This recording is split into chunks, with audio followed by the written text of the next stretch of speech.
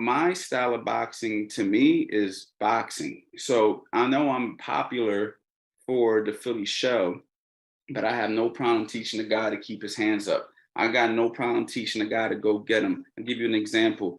When I got with Raymond Ford, who's the current fighter that I'm working with now, he came off of two rough fights that people were questionable about his performances. And big shout out to his trainer, Coach Reg.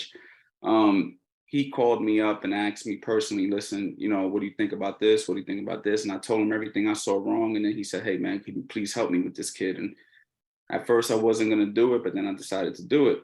And when I got with him for the first camp, the goal was to stay off the ropes, right? And the goal was to get him back to utilizing a jab and teaching him upper body movement, or getting him to at least do what he already knows how to do, which is upper body movement. And I focused on that with him every time I worked with him. Had him slipping, had him developing his jab. Every time he got to the ropes, instead of him being square, I put him in an angle, and then I show him how to catch and drop so he can get out the ropes. And I would drill these specifics with him because this is what he needed.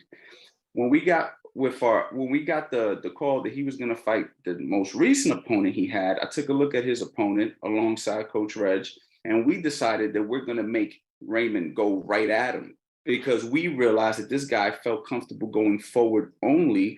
And we also understood that if we could push a guy backwards that doesn't feel comfortable going backwards, we're going to have an advantage there. And we felt that we had the right fighter that can execute it.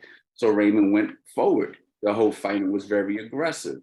So when somebody asks me, what is my boxing style? I simply say boxing, because there's not an area of boxing I don't cover when I coach people. It's just that the Philly shell grabs the attention of people on the internet, the same way the fancy mitt work grabs the attention of people on the internet. But what people have to realize is, I know why I'm doing what I'm doing, but behind closed doors, we're covering everything. You might see me do a fancy mitt work combination and assume that that's all I do.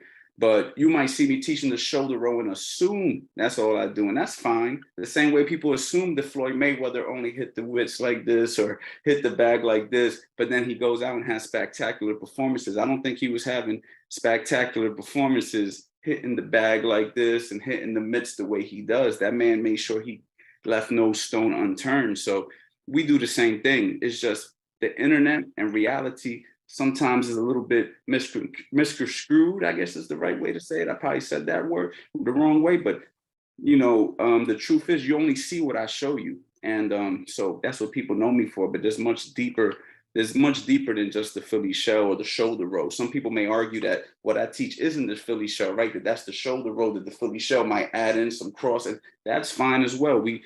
So it is deeper than just one thing, if that makes sense.